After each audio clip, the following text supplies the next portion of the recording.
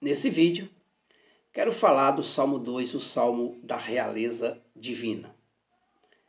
Veja esse vídeo até o final, que terei para você uma surpresa no final do vídeo.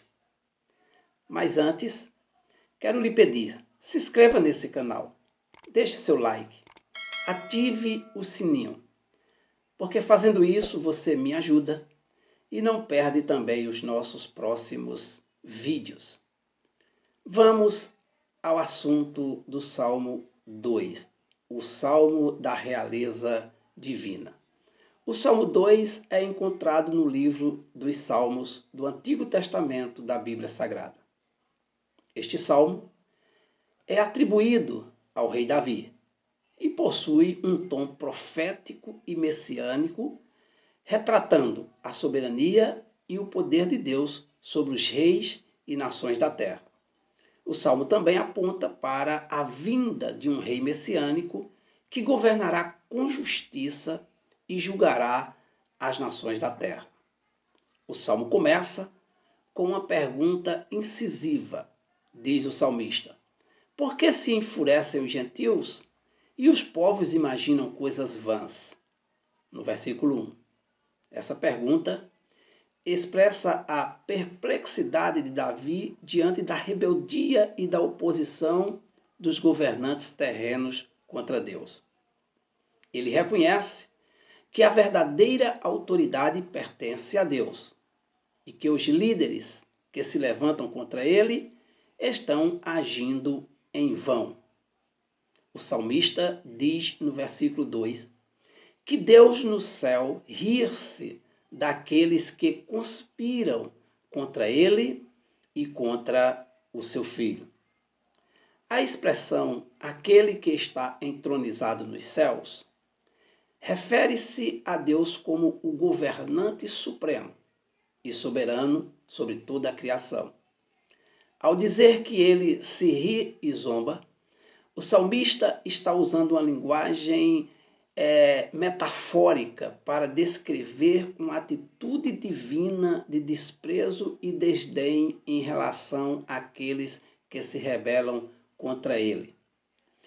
Essa linguagem figurada não significa que Deus esteja zombando ou rindo de maneira maliciosa. Em vez disso, ela destaca a confiança e a certeza da vitória divina sobre os planos dos seus opositores. É uma maneira poética de enfatizar a superioridade de Deus e a futilidade daqueles que se opõem a ele e se opõem ao seu filho.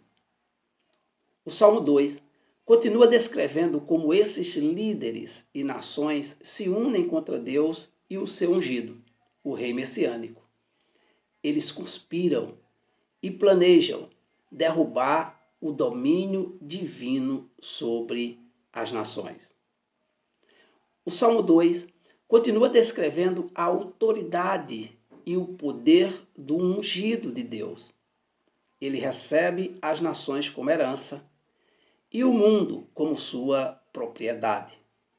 O salmista exorta os reis e governantes a se submeterem a Deus e servirem ao Senhor com temor. Ele adverte que a ira divina pode ser inflamada a qualquer momento contra aqueles que se rebelam contra ele e contra seu filho. No final do Salmo 2, é oferecido um convite para os governantes e líderes sábios se renderem a Deus e beijarem o Filho, no versículo 12. Essa é uma referência profética ao rei messiânico, que seria o Filho de Deus. Aqueles que buscam refúgio e se rendem a ele são abençoados, mas aqueles que persistem em sua rebelião enfrentarão a ira divina. Como falei que tinha um presente para você, quero dar um esboço para uma pregação sobre o Salmo 2. Usando esse esboço, ou melhorando ele a seu critério, você pode sim usá-lo para pregar em alguma igreja ou dar algum estudo aonde você for convidado. É preciso estar debaixo de oração também para que tudo ocorra dentro dos planos de Deus. Então, para que você tenha esse esboço do Salmo 2, primeiro você pode criar um tema, e eu dei um tema aqui, o poder e a soberania de Deus no Salmo 2. Então, no primeiro tópico, a introdução ao Salmo. No segundo tópico, o contexto do autor do Salmo. Aí vem a parte 1, a importância e relevância do Salmo. E a parte 2, a importância e a relevância para o cristão. No segundo tópico, a rebelião dos reis às nações. 1. Os planos dos reis e dos governantes. 2. A oposição da autoridade divina. E 3. A futilidade da rebelião contra Deus. No tópico 3, você pode falar sobre a reação de Deus. Número 1. O riso divino diante da rebelião. 2. A ira de Deus contra os rebeldes. E 3. O estabelecimento do reino de Deus. No tópico 4, você pode usar a ascensão de Jesus Cristo. Primeiro, a profecia do Messias. 2. O cumprimento da profecia de Jesus. E 3. A exaltação e o reinado de Jesus. No tópico 5, você pode falar sobre o convite à submissão. Primeiro, o chamado à submissão. 2.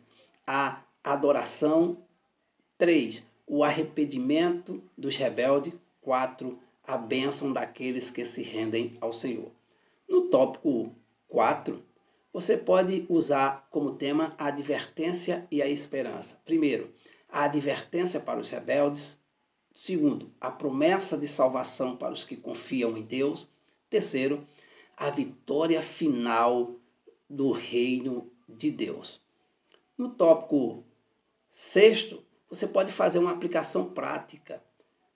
Primeiro, reconhecer a soberania de Deus em nossas vidas. Segundo, render-se à autoridade de Jesus Cristo. Terceiro, compartilhar a mensagem do Evangelho e convidar outros à submissão a Deus. No tópico 7, você pode fazer a conclusão. Primeiro, você faz a recapitulação dos principais pontos abordados. Segundo, você faz um desafio para vivermos em submissão a Deus. E terceiro, você faz uma oração final. Quero lembrar que a oração é muito importante para que você se vá bem na sua pregação. E se você gostou desse esboço, nós vamos deixar aqui no link desse vídeo ele digitado para que você copie e cole e possa assim usá-lo para pregar na sua igreja ou pregar em uma congregação que você for convidado. Um abraço, fiquem com Deus, deixe suas perguntas, deixe seu like e nós teremos o prazer em responder a todos. Deus abençoe a todos no nome de Jesus.